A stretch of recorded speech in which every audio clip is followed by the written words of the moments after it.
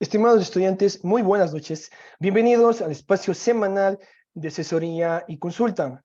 Juan Diego Guamán, docente tutor del Departamento de Ciencias de la Educación, les da la más cordial bienvenida a este espacio de diálogo, aprendizaje y también el momento idóneo para compartir experiencias y recomendaciones útiles en su proceso de estudio como futuro docente. Quienes conformamos el equipo de tutores de la asignatura Introducción a la Investigación, le invitamos a participar activamente de esta videotutoría.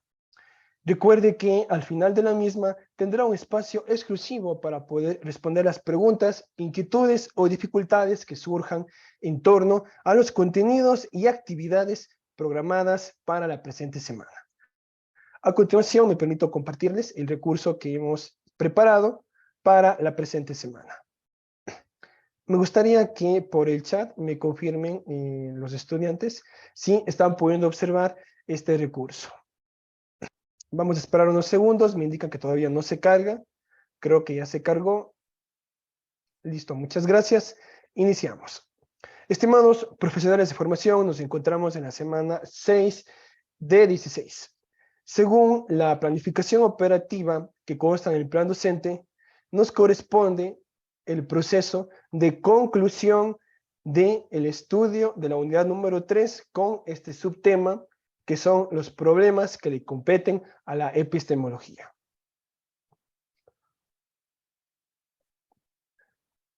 Para hacer más dinámico este ambiente de aprendizaje y este proceso de tutorías, nosotros preparamos 7 momentos especiales. En primer lugar, la motivación. Y luego nosotros vamos a revisar los problemas que le atañen a la epistemología desde el punto de vista de la filosofía y también de la metodología de la investigación científica. Seguido, nos corresponde que contextualicemos dicha problemática con algunos ejemplos y subtemas puntuales. Ya en la parte final de los contenidos, nosotros vamos a compartirles conclusiones acerca de este importante tema que es la epistemología y su aporte a cada una de las disciplinas científicas y académicas. Y en la parte central, o sea, en el medio de la videotutoría, nosotros siempre hacemos una revisión sistemática y ordenada de las actividades que son tanto recomendadas y otras que tienen una calificación en la semana 6 de 16. Finalmente, nos enfocamos ya específicamente en la actividad de esta semana, que en este caso es una actividad evaluada con respecto a la elaboración de un organigrama u organizador gráfico. Y antes de cerrar, compartimos actividades recomendadas que constan en la guía didáctica de la asignatura y nos despedimos, no sin antes brindar el espacio para que usted plantee sus preguntas o dificultades. Para iniciar, nosotros hemos querido en esta sexta semana compartirles un video muy corto, pero súper motivante, ¿sí? Acerca de por qué debemos nunca dejar de observar y perseguir los objetivos que nos proponemos, ya que si lo hacemos, pueden pasar ciertas sorpresas. Así es que les invito a observar este video titulado "No pierdas de vista tu objetivo". Por el chat me gustaría que me confirmen si es que ustedes pueden observar y sobre todo escucharlo. Tengo compartido el audio y vamos a darle play. Gracias a cada uno de los 6 estudiantes que se han conectado a esta videotutoría.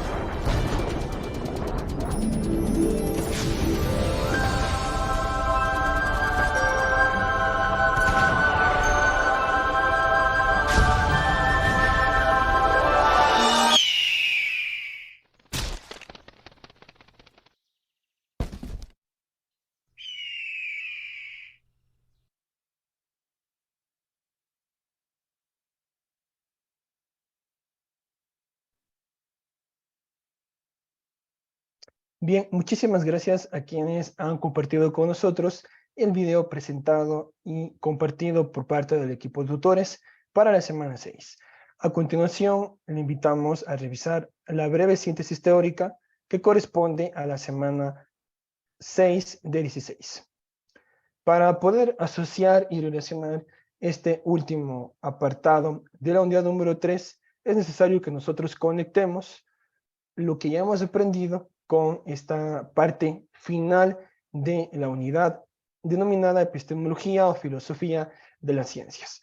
Para ello nosotros vamos a hacer una breve síntesis de lo que ya se ha explicado y ya se ha asesorado en las tutorías de las semanas 4 y 5. En primer lugar, nosotros recordaremos que el concepto de epistemología puede ser entendido como la rama de la filosofía que se enfoca en el estudio del conocimiento. También es relevante que mencionemos las tres características de la epistemología. En primer lugar, vamos a decir que estudia las relaciones entre el sujeto y el objeto. Por otra parte, tenemos que esta ciencia estudia el conocimiento desde el punto de vista científico y finalmente utiliza razonamientos de tipo casual, lineal y simple. Para cerrar esta breve síntesis y sobre todo resumen de lo que ya se compartió, también vamos a enfocarnos en el objetivo o finalidad de esta disciplina. La epistemología se plantea distinguir la ciencia auténtica de la pseudociencia, es decir, que el reto de la epistemología es poder diferenciar aquel conocimiento teórico, aquella ciencia pura, aplicada, válida, rigurosa, y las verdades que son definitivas versus las creencias, las suposiciones o supuestos. Asimismo, la investigación profunda versus la investigación superficial, la indagación o búsqueda de la verdad de solo un modus vivendi, ¿no? Es decir, que en este caso la epistemología va a estar al servicio de la sociedad, específicamente de mejorar los procesos de generación de conocimiento en cada una de las áreas o disciplinas, pero va a estar opuesta o va a ser contraria únicamente a un formato o a una forma de explicar las relaciones y los fenómenos de la naturaleza. Por último, indicaremos que también esta ciencia tiene que tener la capacidad de criticar, es decir, de evaluar, de argumentar, de analizar con sentido riguroso los programas y aún los resultados erróneos. Es decir, que si es que existen errores en el proceso de investigación, esta ciencia lo que nos va a permitir es identificar que lo que se está proponiendo no es una teoría 100% aceptada y se va a quedar en un supuesto o hipótesis.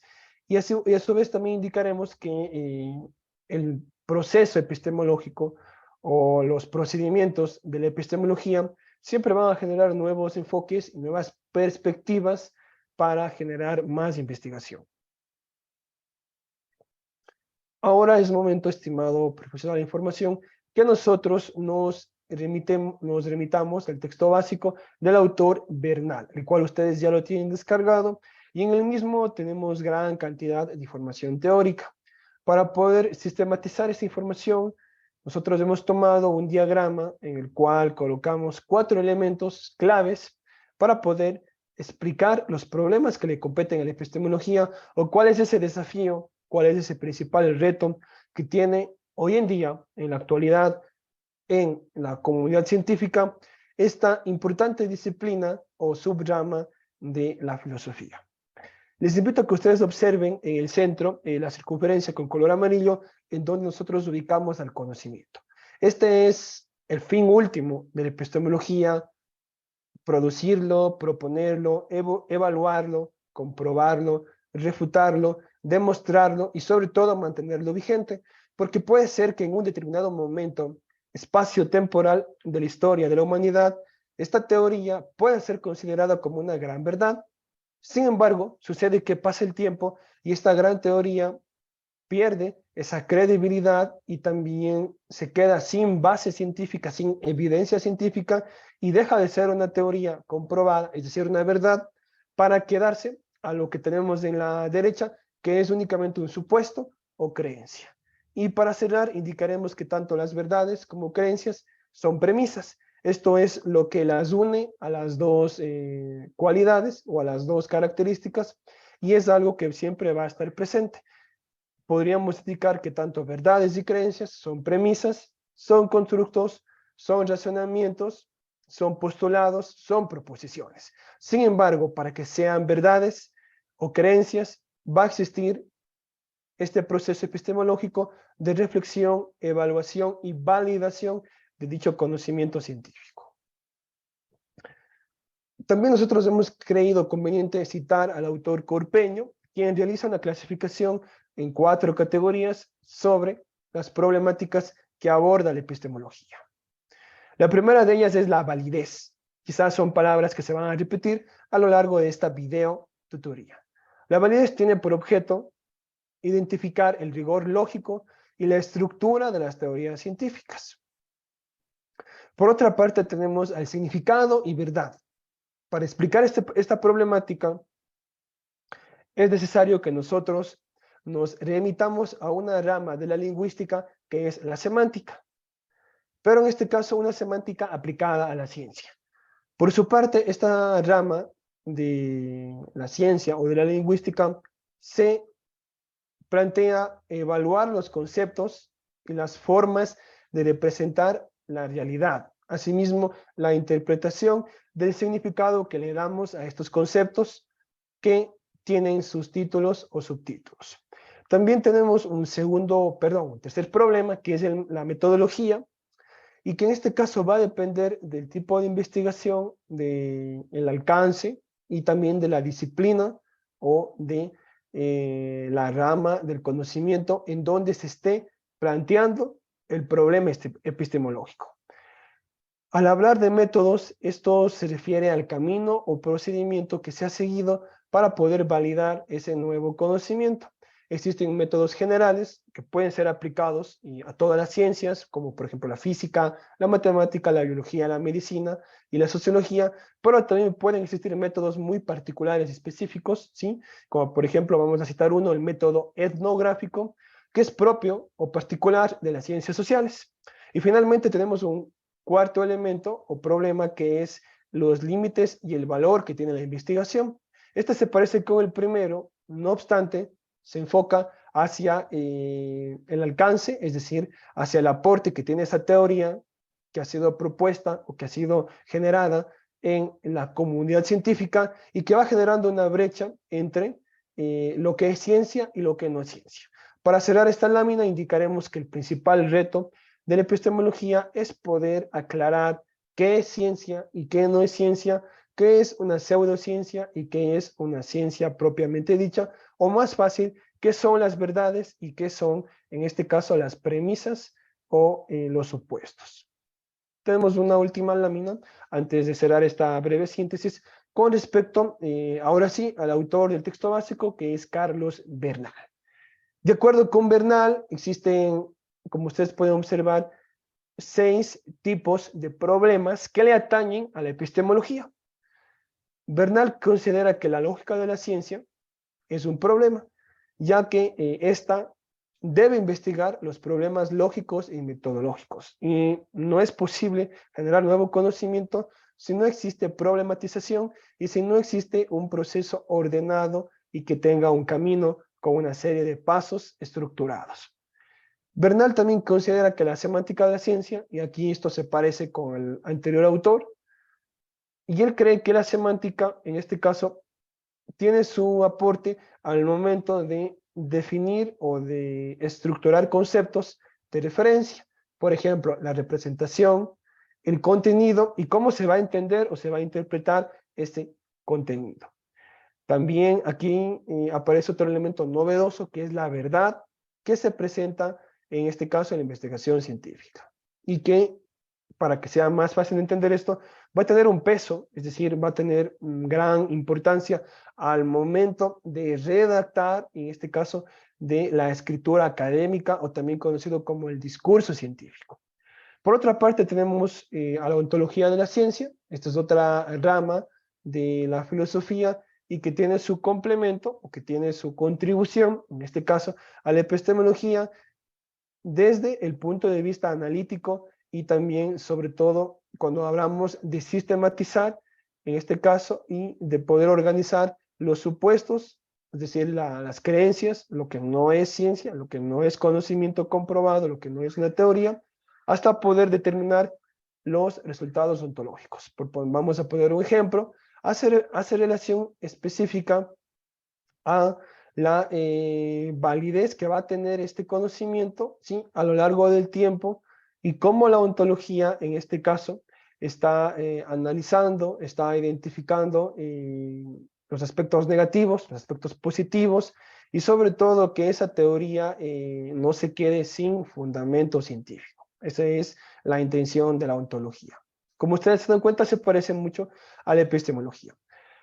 En este caso, cuarto problema o conflicto que plantea Bernal, en este caso es el tema de los valores o la axiología de la ciencia. Y es importante indicar que en función del tipo de investigación y también de la disciplina científica, estos valores pueden tener mayor o menor importancia. También indicaremos que no todos los valores de la investigación son siempre aplicados. Va a depender del enfoque y los objetivos. Como quinto problema tenemos la estética de la ciencia, que también ya se ha hablado en esta unidad. Y en este caso, la problematización intenta estudiar los valores estéticos de la investigación científica. Esto, por ejemplo, es más evidente en una investigación sobre las artes, sobre las humanidades, y quizás no es tan visible en una investigación cuantitativa, por ejemplo, en el campo de las matemáticas. Y finalmente, como sexto conflicto, tenemos a los intereses que mueven a la ciencia y que en pocas palabras tienen que ver con esas expectativas, esas necesidades de proponer algo nuevo, algo novedoso y sobre todo de mejorar algo que ya existe. Creo que esas son las principales causas por las cuales los científicos se plantean dar solución o dar respuesta a problemas que implican o que aportan a la humanidad. Como conclusiones tenemos dos rápidamente para cerrar esta primera parte de la tutoría y vamos a indicar que la epistemología se puede concebir como un proceso reflexivo acerca de la ciencia. Esto de forma general. También se puede indicar que según la disciplina científica en particular, la epistemología es entendida como indispensable para todos los campos. Va a aportar al desarrollo del ser humano, al desarrollo social, tecnológico, industrial, empresarial, desarrollo humano, desde todos los puntos de vista siempre va a ser propositiva esta disciplina.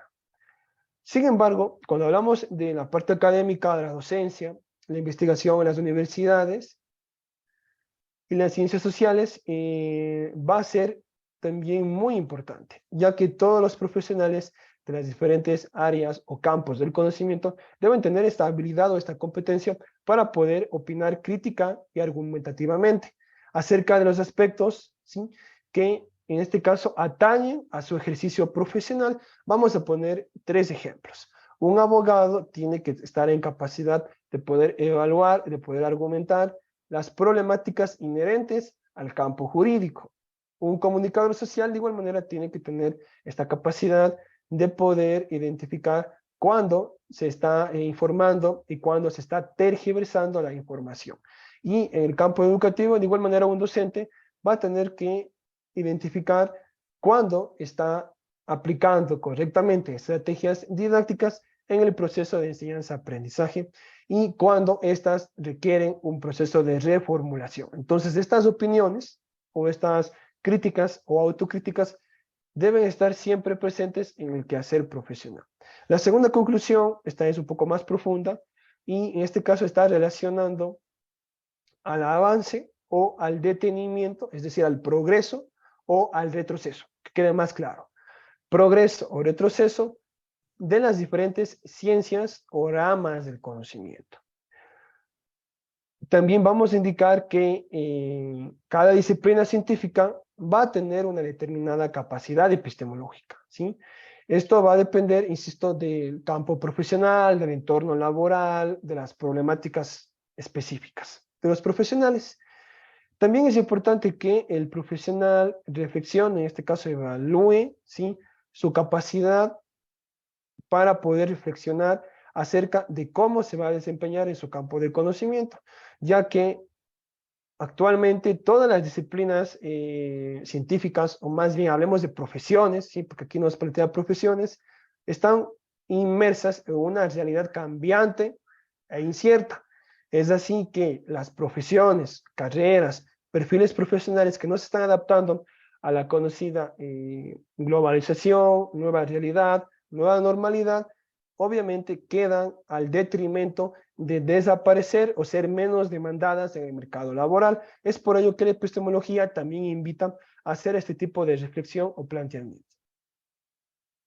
Estamos en la parte central de la videotutoría y es momento de que ustedes observen brevemente la revisión sistemática de los contenidos de la semana 6. Y más que contenidos, como ustedes ya han visto, tenemos en la parte izquierda el resultado de aprendizaje y la temática. No obstante, recuerde que usted tiene 2 actividades recomendadas y 2 evaluadas. La primera evaluada es una actividad de práctica y experimentación, no es un foro, y la segunda es un cuestionario calificado en línea. Como recomendaciones, le invitamos a que usted se remita hacia la guía didáctica y pueda ejecutar esta secuencia didáctica que le compartimos aquí, 2 preguntas, para que usted pueda profundizar acerca de qué tan importante es la epistemología en su profesión o en su carrera universitaria. Aquí también se le propone generar apuntes y generar respuestas a estas 2 preguntas que le hemos planteado. También recuerde que como estamos cerrando la tercera unidad, usted debe de participar de la autoevaluación recomendada. Ahora, sí, ya casi en el final de la tutoría, nosotros tenemos algunas estrategias para que usted ejecute, es decir, elabore esta actividad de APE de forma exitosa. En primer lugar, recordamos que el tipo de recurso que usted va a presentar es un organizador gráfico y aunque el tema aquí se lo plantea como problemas epistemológicos, tome muy en cuenta, estimado estudiante, que al momento de revisar estas estrategias o estos pasos, en el número 1 le indica que en el EVA debe de leer comprensivamente toda la tercera unidad titulada Epistemología o Filosofía de las Ciencias, quedando claro que usted no debe de elaborar un organizador gráfico solo sobre los problemas epistemológicos, sino de manera sistemática y de manera sintética con relación a toda la unidad número 3. Existen diferentes tipos de organizadores y a continuación compartiremos algunos ejemplos. Es importante que usted identifique palabras claves, frases claves y los conceptos más esenciales.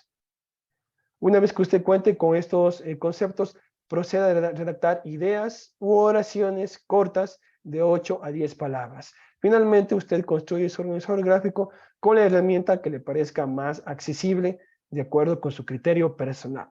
Además, recuerde que todo su trabajo debe estar fundamentado con referencias de autores, es decir, fuentes confiables, mínimamente 3 autores, y todo este proceso usted lo va a hacer con la normativa APA séptima edición.